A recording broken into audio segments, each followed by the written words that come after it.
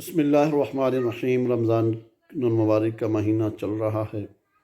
اور ہمیں رمضان المبارک میں کس طرح اپنے معاملات کو بہتر کرنے کی کوشش کرنی چاہیے اور کیسے گزارنا چاہیے، کیوں نصف رمضان گزرنے کے بعد بھی ابھی تک ہم اپنی پوزیشن کے اوپر واضح ہیں اور واضح اسی طرح معاملات چلا رہے ہیں، مگر کیا ہے کہ ہمارے اندر تبدیلی نہیں آئی ہے۔ اعمال کی تبدیلی ہمیں کب آئے گی، کس طرح ہوگی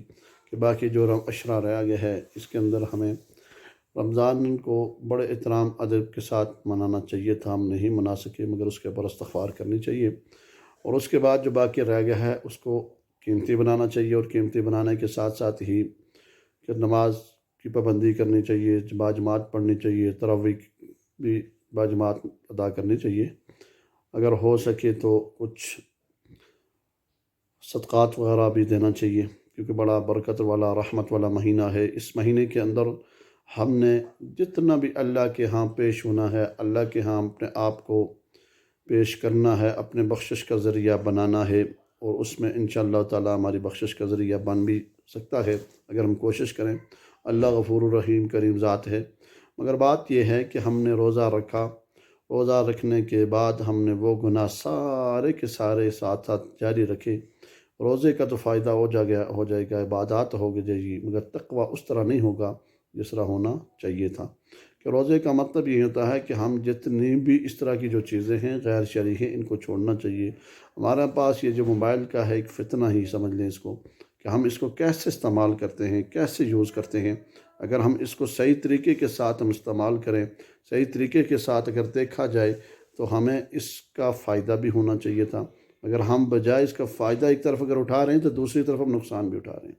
تو اس نقصان سے بچنا چاہیے، اس نقصان سے بچ کر اپنے اعمال درست کرنا چاہیے، بہتر کرنا چاہیے، دیکھنا چاہیے کہ ہم نے کہاں پر غلطی کر رہے ہیں، کہاں پر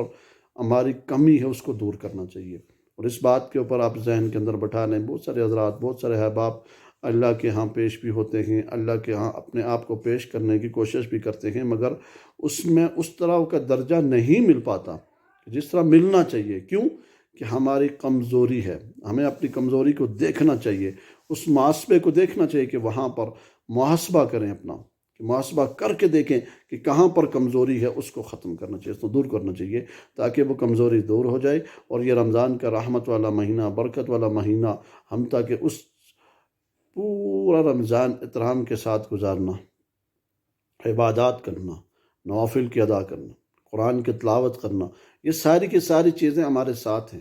اور ہمیں یہ کرنی چاہیے، کیونکہ یہ رمضان کا سیزن ہے۔ جس طرح کاروباری لوگ کاروبار میں رمضان کے مہینے میں یا سیزن کے اندر وہ پیسہ کماتے ہیں، جس طرح ہوٹلوں والے ہیں یا بازاروں والے ہیں، دکاندار شاپ کرنے والے ہیں، ان کا ایک سیزن ہوتا ہے۔ اسی طرح عبادات کا بھی ایک سیزن ہے کہ رمضان کے اندر 70%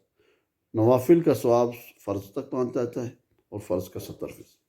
تو دیکھ لیں کہ پورے رمضان کے اندر، پورے رمضان میں چیک کر لیں، اگر ایک نماز آپ باجماعت ادا کرتے ہیں تو 27 نمازوں کا آپ کو ثواب ملے گا۔ تو رمضان المبارک میں اس کو 70 کے ساتھ آپ ضبط دے دیں، کہاں پہنچ جائے گا کہ ایک نماز کے اوپر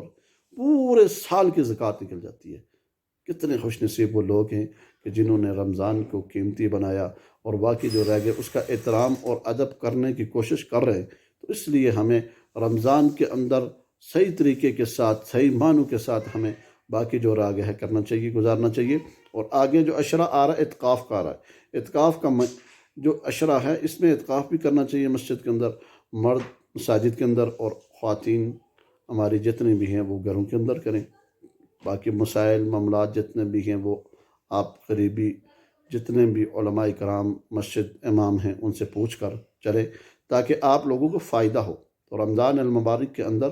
ہمیں اللہ سے رجوع کرنا پڑے گا، ہم اللہ کو منانا پڑے گا، اور اللہ کو ایسے منایا جائے تاکہ 11 مہینے ہمارے سکون کے ساتھ گزر جائیں۔ کہ نمازوں کی پابندی اگر رمضان کے اندر کر رہے ہیں تو تاکہ پورے 11 مہینے اور بھی کرنے چاہیے۔ اس لیے سارے ساتھی، سارے احباب، میرے سننے والے ویڈیوز بھی جتنے بھی ہیں وہ انہیں کوشش کرنی چاہیے کہ ہمیں اپنے آپ کو بدلنا چاہیے، میرے سمیت ہم سارے ہم آپ کو اپنے آپ کو تبدیل کر کے تب رکھنا چاہیے۔ یہ سوچنا چاہیے کہ کل ہم نے جانا ہے، آپ کے سامنے ہے، معاشرہ آپ کے سامنے ہے، کتنی جوان موتیں ہو رہی ہیں، جوان لوگ دنیا سے جا رہے ہیں۔ کیا مطلب کہ اللہ غفور الرحیم کریم ذات ہے، اللہ بتا رہا ہے کہ جوان کو بھی موت آئے گی، بوڑھے کو بھی آئے گی، بچے کو بھی آئے گی۔ اللہ کہے آپ کو یہی تو آپ کو سبق سیکھنا چاہیے ان سے کہ اللہ ہمیں دیکھ رہا ہے کہ ہم کیا کر رہے ہیں، تو اس لیے کوشش کرنی چاہیے۔ تمام احباب سے میری گزارش ہے، تمام احباب سے میری عرض بھی ہے کہ رمضان کا جو عشرہ باقی ہے اس کو قیمتی بنایا جائے، اور جتنا بھی ہو سکے مساجد کا آباد کیا جائے۔ ویسے بھی مساجد کے ساتھ محبت پیار کرنا چاہیے اور آباد کرنا چاہیے، ہمارا فرض بنتا ہے۔ اس لیے ہمیں ان چیزوں سے بچنا چاہیے، جن سے ان خرافات سے بچنا چاہیے جس سے اعمال ضائع ہوتے ہیں۔